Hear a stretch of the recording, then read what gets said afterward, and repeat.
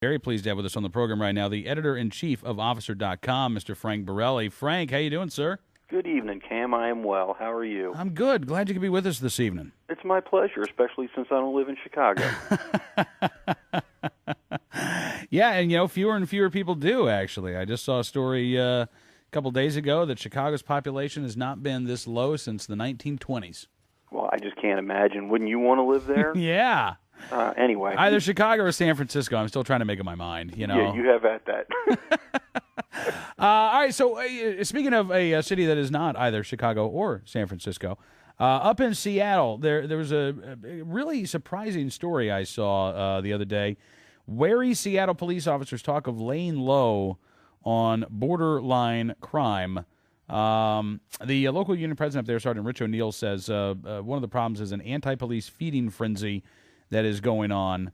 I guess these officers are concerned about getting in trouble if they, initiate a stop based on something suspicious. If they are forced to act in self-defense, they're afraid that they're going to be accused of, excessive force. Excessive force, or unnecessary violence. Sure.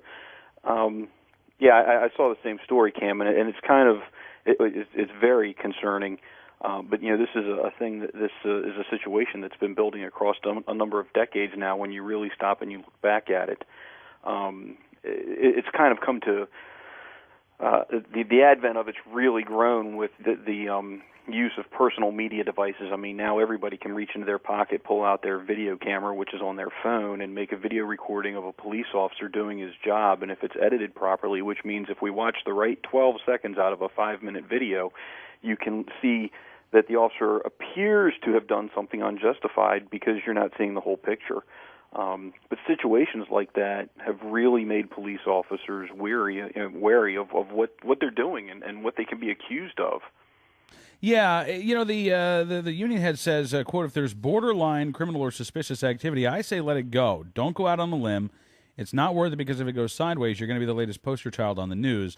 And I understand the concern, I guess, from officers, Frank, but from somebody who's not a law enforcement officer, from somebody who, expects that if a police officer sees something that they consider suspicious, they're going to investigate, I got to tell you, hearing those words are a little disturbing. Well, but you don't read into it any more than really needs to be. I'll tell you a story real quick. Way back in the early 90s, I knew a police officer who got called to a convenience store for shoplifting, and he found the store manager sitting on this guy in front of the store, this heinous shoplifter who had stolen a $1.79 Lunchable. And is this a crime? Certainly, it's a shoplifting crime. $1.79. Is an arrest justified? Well, certainly if the police officer wants to arrest the guy for the $1.79 Lunchable. This is theft. It is shoplifting. Certainly an arrest can be made and charges can be placed. Is that the absolute end-all answer, or is this a crime that maybe there's another solution to? In this case, it happened to be a homeless veteran who had been thrown out of his apartment, not because he didn't pay the rent, but because the entire building was condemned. He had no family in the area, and he was hungry, and he picked up that Lunchable. Now, if we arrest him 8 hours later, he's going to be back on the street. If we pay for him to have a meal and find some place for him to sleep, we solve the issue. The genesis of community-oriented policing was problem-solving. Not all crimes necessarily need to be enforced to the nth degree. Officers need to have that ability to I can't even think of the word at this point, but discretion, it has to be exercised. And Absolutely. for most misdemeanor crimes, it can be. And I think that's what that union president probably meant was, rather than focusing 100% enforcement, zero tolerance, maybe agencies really need to look at being a little more lenient in that. I don't know how the right way to say this is. A little more community-oriented, a little less strong-arm enforcement, perhaps, is a good way to look at it. Yeah, and what you're talking about with that story, I think makes a lot of sense. But you still have to have that engagement. You still have to have that engagement so that you know that this guy is a homeless veteran who just got kicked out of his apartment because the building was absolutely. You still have to respond to it. You still have to investigate it. But now here's that officer, and he's in a trick bag because if he doesn't make the arrest and place the charges, the store owner can complain, and he can, the unprofessional conduct can be brought up, or he can be accused of being lazy or whatever. If he makes the arrest, on the other hand, he can be accused of being, power hungry or just worried about how his personnel file is going to look for statistics. I mean, sometimes it's a no-win situation for the officer.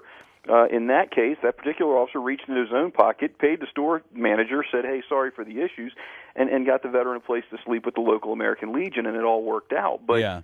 this is an officer who took a chance. Right. Yeah. And the officers, virtually all of them on the street today, especially in big cities. I won't say all of them on the street because it's not as common in small towns that they're being attacked so blatantly with these media attempts to vilify everything that they do. But in the big cities, they have to think about everything they do, not once, not twice, but 3 times. And unfortunately, it's a profession that's very unforgiving. You think once and don't make the right decision, you may not be around tomorrow to make that decision again. Yeah, absolutely. And, I got to say, Frank, speaking of bad decisions, I don't know if you were listening a few minutes ago when we were talking about the attack on the ICE agents in Mexico last week. Jamie Zapata, special agent with ICE, was killed. Victor Avila was wounded in that attack. And I learned just a couple of days ago that Mexico mandates when our law enforcement officers are working south of the border to fight the drug cartels that they cannot be armed. Have you? Then why are our officers there doing that? I mean, isn't this country supposed to be an ally of ours? Aren't we supposed to have these working agreements? I think that's preposterous myself. But, you look at those 2 agents, one being killed, one being severely wounded, and you look at the number of officers killed just in the first part of this year, and the numbers have skyrocketed. I mean, we had 17 shot in 24 hours a week and a half, 2 weeks ago. There's an article about it on officer.com, and when you look at things like that, it just makes me, number one, I feel bad for my brothers and sisters. Number two, I think it calls attention to just how violent the community is that we have to deal with, that being the criminal community, as we defend the innocent and try to enforce the laws and keep the peace. But I really think that when you look at all of it together, we're really moving back to a time it couldn't be more important than ever that law enforcement work with a community that they can trust, and that the community trusts the law enforcement that they work with. But if we don't have communication going both ways, if we're not helping each other and watching each other's back, they call us partners in the war against crime because we have to be. If there's a separation between the community and law enforcement, then it's not going to work. Yeah. No, you're right. And I wonder, Frank, how you, because I agree with you. I think in a lot of cases, especially in the bigger cities, mainstream media is not going to be on your side. They're not going to be on the side of law enforcement. There is this sort of, if it bleeds, it leads mentality. You're always looking for the scandal. You're not necessarily looking for the story if you are a local media type. So how do you bypass, I would say, not only the media, but how do you also bypass let's say even the traditional command structure and the mayors and the chiefs, and how do you get that relationship between the cops in the community and the community itself? Well, to some extent you can, and to some extent you can't. You can't bypass your command structure, but in big places where you can go back to foot patrols and the known police officer working the community, especially if it's one he grew up in, does that present its own challenges? Certainly, but the people in the neighborhood then trust the guy that they know and respect, and he's doing a job, and it's not personal. It's his profession, and everybody's treated with courtesy and respect.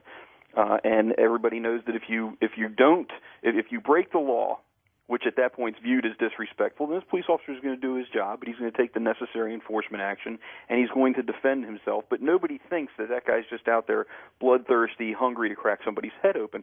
And unfortunately, that's the media presentation when there's no other really publicized perspective. So it falls on the command structure, too, to engage the media actively, daily, to show the good stuff that the agencies are doing. And is it going to lead in the news? No. They're always going to, they're going to make spectacular that which is not. They're going to sensationalize to sell their advertising and their news. But, the agencies have to aggressively fight against it, and it's a battle that has to be fought from the line officers on the beat, whether it's driving or on foot or on horseback or motorcycle, to the command staff that has to engage the other community leaders to all come together and work. I mean, again, it's community and agencies working in partnership together at every level. It sounds so simple when you put it like that, Frank. Oh, well, it's easy to say that we should all just get along, but it's a whole different thing when egos get involved and who's going to have what power and who's going to have what say and who answers to who. And, we humans, we're imperfect beings. It's easy to come up with a perfect plan. It's an entirely different thing to enact that plan without mistake. Absolutely. Well, Frank, as always, sir, it's a pleasure getting a chance to talk with you, and hope we can do it again soon. Anytime, Cam. Have a good evening, sir. You too. Frank Borelli, editor-in-chief of Officer.com, with us here on Cam and Company.